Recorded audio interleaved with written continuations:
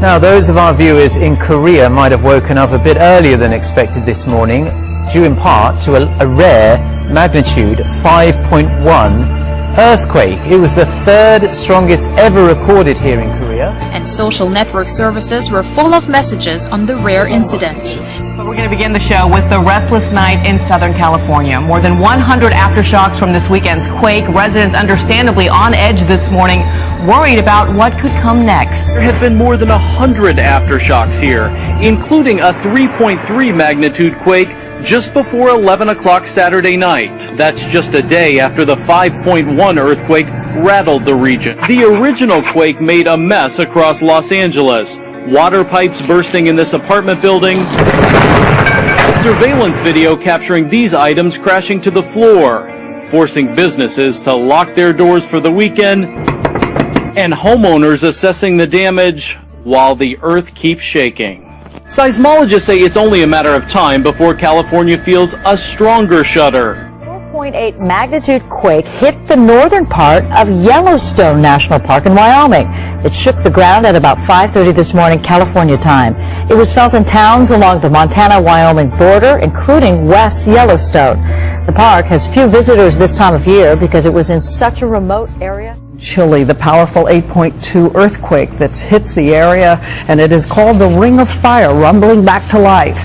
Tonight, the world has been riveted by the images streaming in and asking, what does it mean for earthquake risk right here at home? In this moment of fear, people began to move. It was strong, she said, and it went on a long time. As the earth rocked, it sparked fires. Blare of the tsunami sirens. People running out of this pharmacy, some holding children, bottles tumbling from the shelves.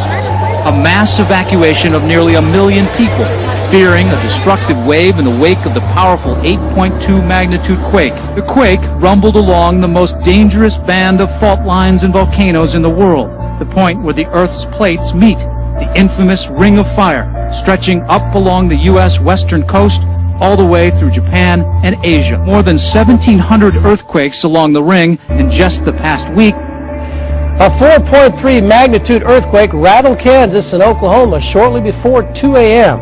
The quake, which was felt by people across south-central Kansas, including here in Wichita, was centered about 2 miles southeast of Enid, Oklahoma. KAKE's Brian Ramsdale caught up with people who were awoken as it happened. A series of earthquakes struck Oklahoma Sunday morning, 2 of which were large enough to be felt right here in Wichita. The pattern was seen all across south-central Kansas. The USGS shows the 11 quakes centered near Guthrie, Oklahoma. And another powerful earthquake shook northern Chile overnight. It registered a 7.6 magnitude, making it almost as strong as Tuesday's quake.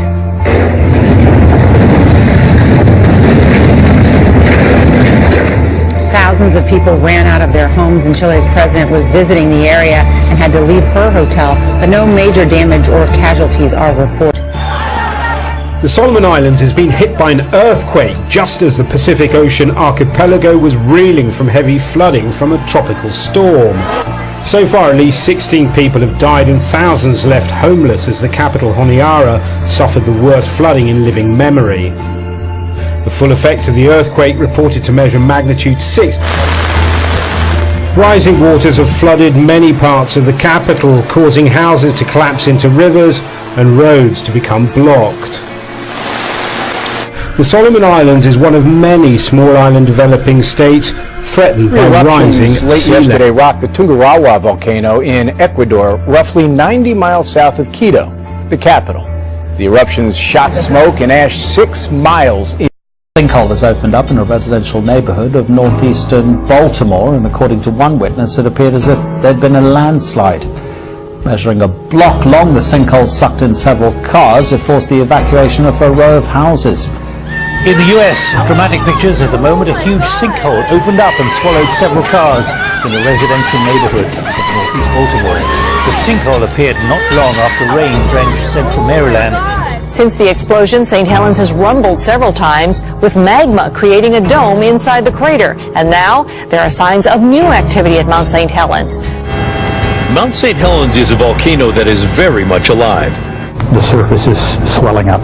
And now geologists believe the magma is building again, 5 miles beneath the crater. The discovery is exciting to some who live near the volcano. Well, I think it's actually kind of pretty awesome because that means that the volcano is still showing signs of activity, and that means that we still have a living beast living right behind us.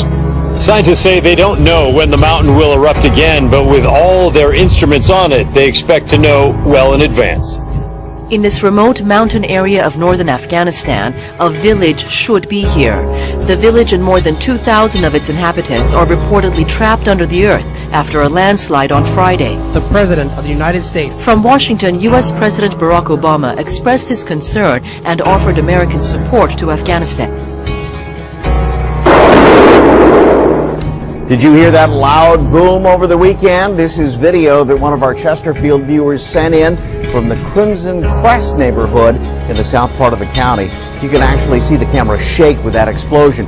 But that was not the only place that we heard from. Most of the time, this sleepy country neighborhood is quiet, just the sounds of the birds and the trees.